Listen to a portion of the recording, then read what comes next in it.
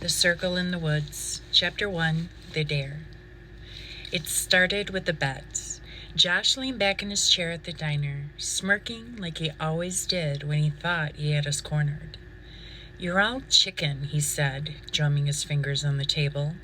"We've been talking about Miller's Hollow since we were kids, but nobody's ever had the guts to actually go out there."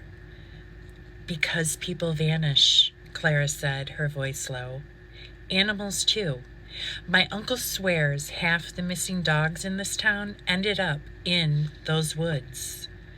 Tyler laughed, though it sounded a bit forced. "Yeah, and Bigfoot's their landlord. Come on, it's just stories." But the word hung there. Vanish. Everyone in town knew someone who'd gone missing in there over the years. Never anyone loud enough to draw media attention, but people all the same.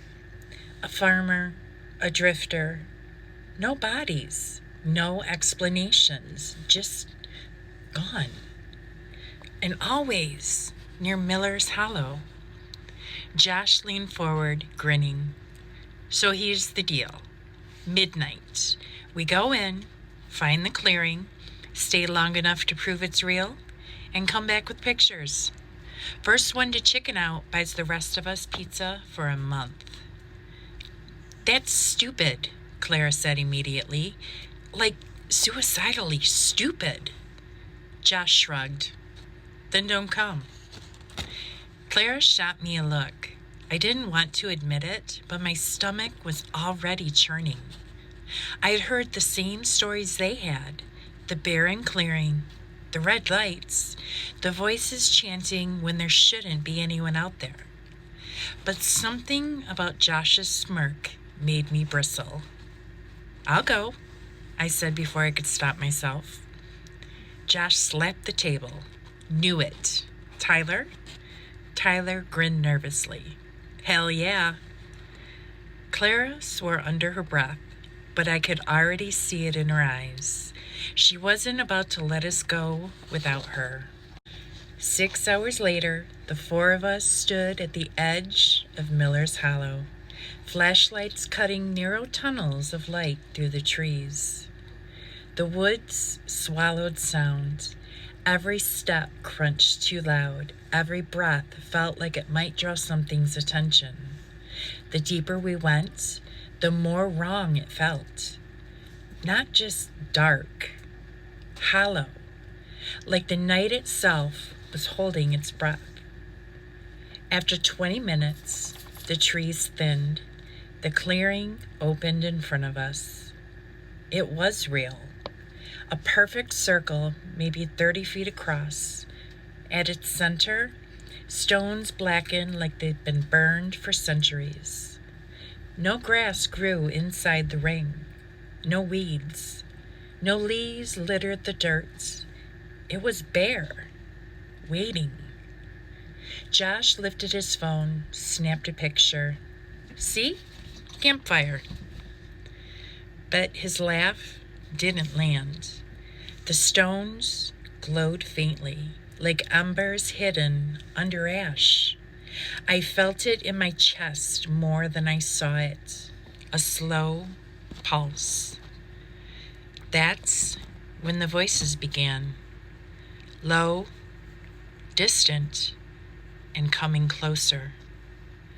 Clara grabbed my arm so hard her nails dug in. "Tell me you hear that."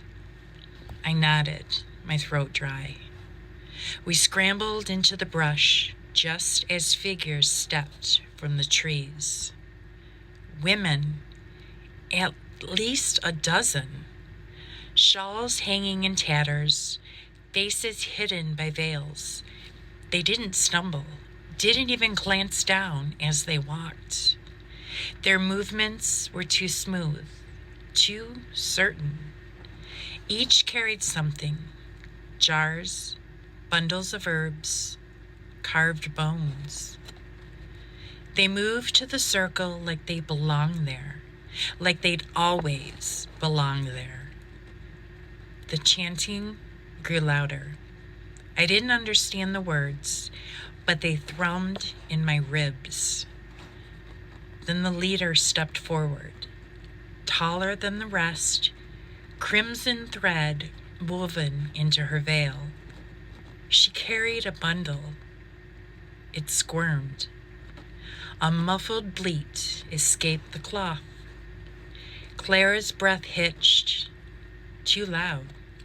I clamped a hand over her mouth, praying that they haven't heard. The leader raised a knife, not steel, but bone, yellowed and carved with runes that shifted when the firelight hit them.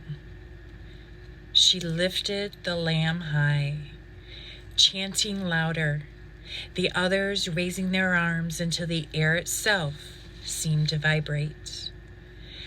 The knife came down, and then the earth split.